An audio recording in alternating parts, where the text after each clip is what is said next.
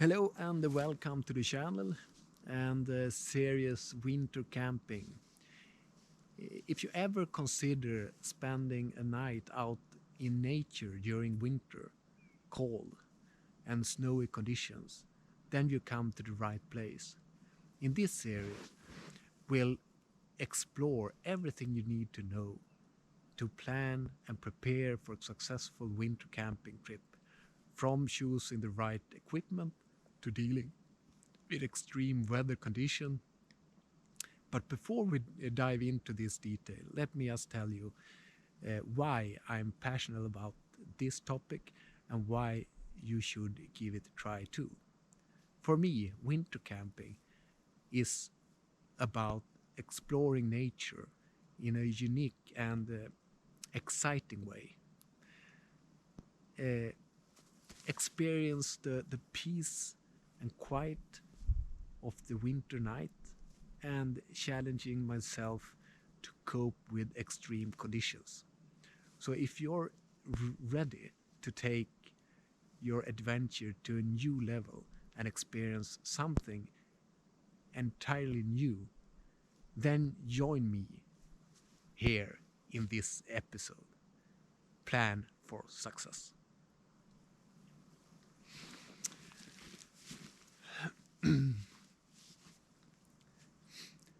When choosing a tent for cold weather camping, it's important to select a model that is specially designed for this purpose. A typical tent type that is suitable for cold weather is a tent with a cross-braced framework, which provides extra stability in windy conditions and helps to provide snow accumulation on the roof, or a tunnel tent. You can see me pitch my own tunnel tent here, so please go ahead and check that out if you want to. To choose the choice of material playing a crucial role in keeping you warm and dry in your tent. The tent fabric should be made of durable and waterproof material, and the tent poles should be strong and lightweight. The seams on the tent should be taped to prevent leaks, of course. When looking at the tent for winter campings, it's important to choose one that can keep you dry and protected from rain, snow, and moisture. An important an important an important factor to consider is the tent's hydrostatic head, which is measured of how waterproof the tent fabric is. Hydrostatic head is measured in millimeters, and the higher the number of the more water the tent fabric can withstand before it starts to leak. A common standard used to measure water resistance is in EN 20811 dot dot 1992 or ISO 811 dot dot 1981. According to the standards, a tent fabric is considered waterproof if it has a water column of at least 1,500 millimeters. However, for extreme extra protection in very wet conditions, it may be beneficial to choose a tent with a higher water column than that.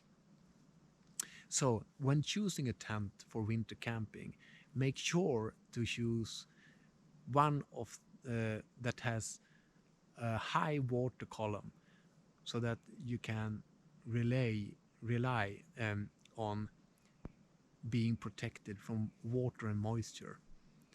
This way, you can relax and enjoy your winter hiking without worrying about getting wet or cold. A tent that is too small can limit your mobility and make it difficult or to it can make it difficult to organize your equipment inside. Be sure to choose a tent that is spacious enough to accommodate you, your gear, and possibly your fellow campers. When choosing a tent for winter camping, pay attention to the ventilation. Proper ventilation is crucial when camping in cold weather, as condensation can form inside the tent. Make sure that the tent has sufficient ventilation to prevent condensation and to avoid dampening that interior on the net. When choosing the tent for cold weather camping, consider the weight as well.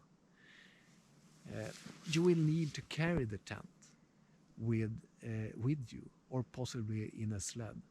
Make sure the tent is light enough to carry in your backpack without it becoming too heavy. In a sled, bulk may be less of an issue, but it's still going to keep the weight down. When choosing a sleeping bag, it's important to select one of the with a temperature rating that's suitable for the cold weather conditions.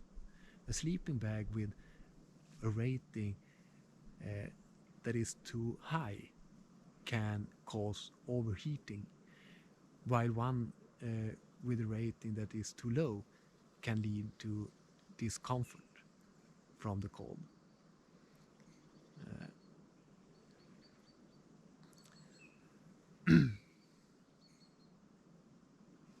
When choosing a sleeping bag, it is important to look at the temperature rating according to the EN 13537 standard to choose one of that fits your need and conditions. The standard established 4 temperature limits for sleeping bags: comfort, lower limit, extreme, and upper limit.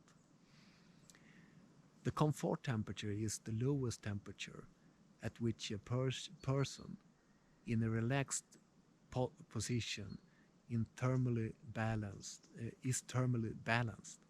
and does not feel cold. The lower limit is the lowest temperature at which a person in the curled up position is thermally balanced and does not feel cold. Extreme is the lowest temperature at which an average woman can be expected to survive for 6 hours without risk of death, but with risk of serious health problems. Upper limit is the highest temperature at which a person with arms and legs outside the sleeping bag is thermally balanced and does not feel overheated. When choosing a sleeping bag, make sure it is rated according to the EN 13537 standard to ensure that you are choosing a sleeping bag that suits your needs and conditions. The choice of material is also important when it comes to the sleeping bag. The filling should have a high insulation capacity and be lightweight and compressible. A down sleeping bag is usually lighter and more compressible, but a synthetic sleeping bag can be a good option if you know it will be damp outside. Make sure to choose a sleeping bag that fits your size and shape. A sleeping bag that is too big can make it difficult to retain heat. With a sleeping bag that is too small can limit your mobility and make it difficult to sleep comfortable. A good sleeping pad is also important for staying warm and comfortable at night. Choosing a sleeping pad with enough insulation for cold conditions and that is comfortable to lie on. A pad rate a pad with a high R value, insulation value, is usually best for cold weather. The R value is measured to indicate the insulation capacity of the sleeping pad and is used to determine if it is suitable for winter camping. The R value is based on a standardized method for measuring the resistance of heat transfer through the sleeping pad called ASTS F3340. The higher the R value, the better the sleeping pad insulate and the more suitable it is for cold conditions. It's important to keep in mind that R value recommendations may vary depending on person preference and sleeping habits, but a general guideline is to choose R value of at least 4 for winter camping in snowy conditions with temperature around -10 degrees or colder. For less demanding conditions, lower R value sleeping pads may be sufficient. But here you can see a picture. So -0 to -5, you can see here.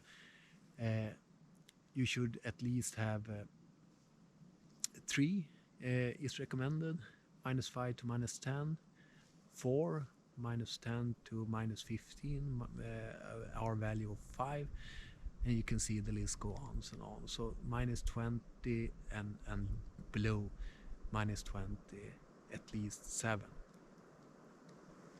Important to note is that R value is not the only factor that is affecting insulations. Other factors such as the sleeping bag's insulation capacity, as we mentioned, the tent ventilation and the ground surface can also affect the warm and comfortable you will be and comfortable you will be at night. To increase warmth and comfort during cold nights, using multiple layers of sleeping bags or sleeping pads can be a good option. A liner can also be used to add an extra layer of warmth. Finally, make sure to choose a sleeping pad and sleeping bag and pad that are lightweight and easy to pack. This is especially important if you plan to hike long distance and need to carry your gear with you. One of the most important concepts in winter clothing is the layering technique, which involves using multiple layers of clothing with different functions to efficiently keep you warm and dry. When it comes to specific clothing items, it is important to have the right gloves, hats, socks, and warm shoes. A warm hat can cover your ears, and a good set of gloves are crucial to keep warm, especially when exposing your hand to cold wind. For socks, you should choose a quality wool sock that breathe and keep your feet dry. Finally, it is important to have a pair of warm, good quality and possibly waterproof shoes or boots that are suitable for hiking and cold weathers. There are several standards for winter clothing that you can use to find high quality products. For example, you can look at the product that meets standards such as EN 342 or EN 343. which are European standards to protective clothes against cold and rain. Those standards are primarily used by companies that work in cold conditions, but can certainly be applied in civilian context as well. Another important factor to consider when it comes to clothing is to avoid cotton garments, as cotton absorbs moisture and takes longer to dry than materials such as wool and synthetic fibers. It is also important to have a right size of clothes, as tight clothes can restrict blood flow and make it harder to stay warm. I'm talking a little bit against myself because this is cotton garment, but it's -5 degrees and getting colder right now, so it it has to be wet to and this is my outer layer, so that's no problem or issue, I should say. When planning your clothes and equipment list, it's also important to consider what activity you'll be doing during your winter excursion. If you plan to go on longer hikes, it may be helpful to have a backpack that is designed for winter conditions, with enough space for clothes, food, and other necessities. Other useful items to bring can include sunglasses to protect your eyes from snow blindness, as well as a headlamp or a flashlight to navigate in the dark. A useful table to use to selecting the right clothes and equipment based on temperature and activity is as follows. You have above +5 degrees, which is waterproof hiking boots and so stuff like that. This is pretty straightforward. And then we have this +5 to 0 degrees, which is including this.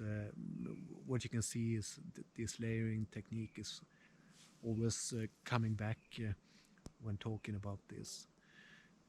So let's go to, you have -5 to -10 degrees, you have -10 and colder, and here I also added a down jacket and down pants to even get better clothes with you. When it comes to glasses for winter activities, it is important to choose a model that protects your eyes from bright light, reflection from the snow and wind. A good feature to look for is polarized glasses that can reduce the reflection from the snow and ice. It is also important to choose a model that fits well and does not fall off during activities. When looking for winter glasses, you can look for a rating that is called VLT, visual light transmission, which indicate how much light it transfers through the lens. For snow and ice activities, a VLT of 20 to 30% is typically recommended, which blocks some of the strong sunlight. The ANSI, American National Standard Institute, has developed standards for sports eyewear that ensure UV protections and optical quality. Look for ANSI-rated eyewear when shopping for sports glasses, especially for winter activities where UV rays can reflect by the snow and be even more harmful for your eyes. A lower VLT between 10 to 20% is recommended for skiing and snowboarding on sunny days with a lot of reflective snow to reduce the glare and protect your eyes. However, it's important to note that the specific VLT needed may vary depending on the individual preference and the weather condition.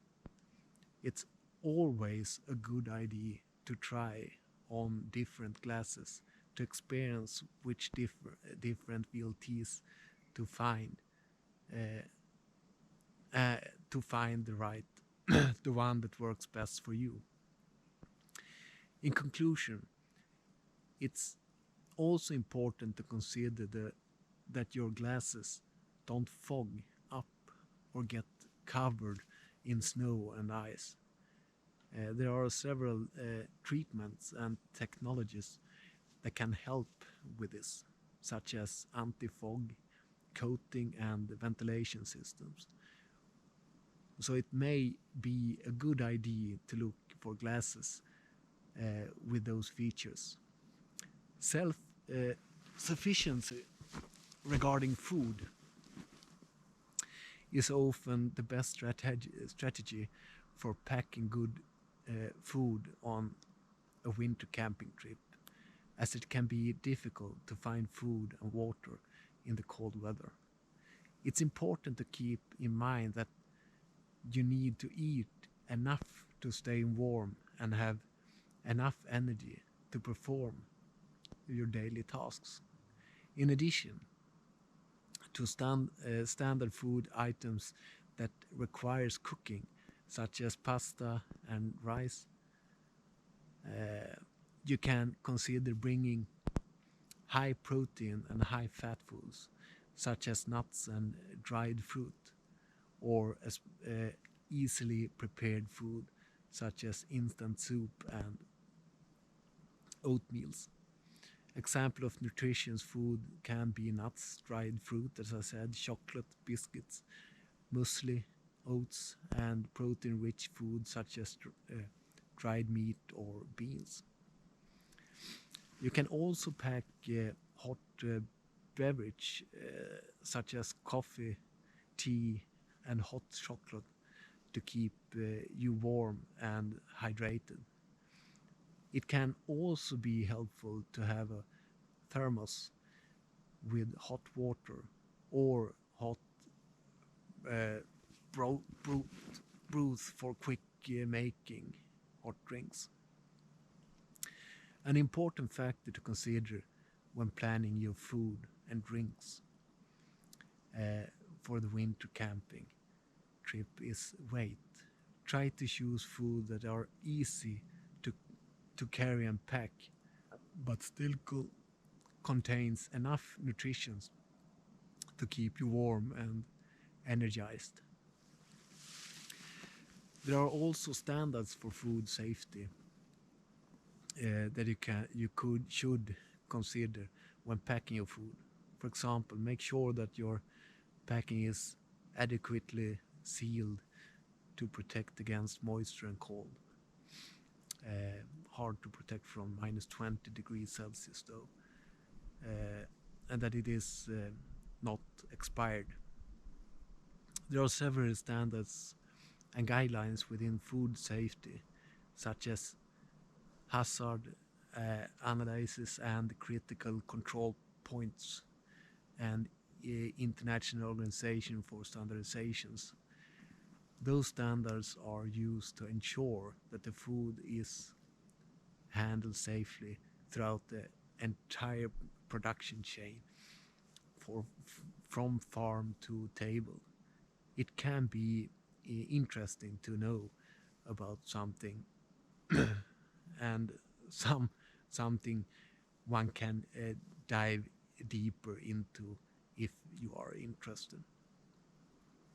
Keep in mind that it may take longer to cook food and boil water when it's cold. To make sure to plan for it and have patience.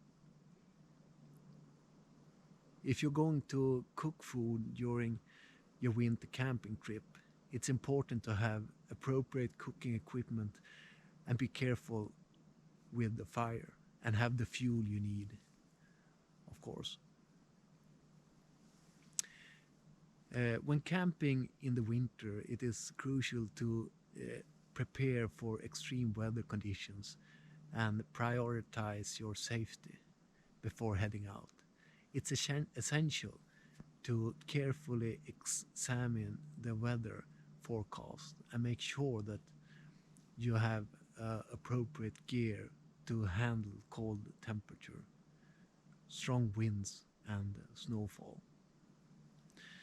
To stay warm and dry, it is important uh, that you choose the right tent location and build a wind protection base camp, protected base camp.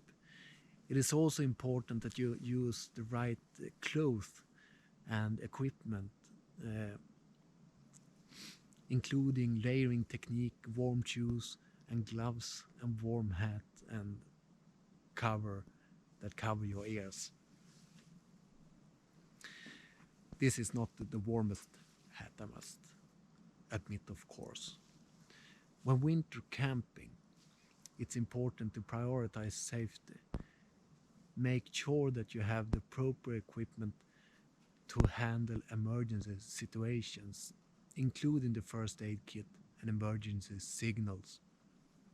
Also plan your route in advance and ensure you have enough time to reach the destination before darkness hit you. There are also standards for guidelines related to safety in winter camping. For example, you can look for products that meet standards such as ISO 13993, which applies to protection against cold, or ISO 20344, which relates to safety shoes and protective boots, which can be used also for civilians, of course. In summary, it is important to take winter conditions and safety seriously when embarking on a winter camping trip. By carefully planning and choosing the right equipment, you can have a safe and enjoyable experience. But it's also important not only to bring, but also to be able to handle the equipment you bring. So test it beforehand. Let's take a cup of coffee.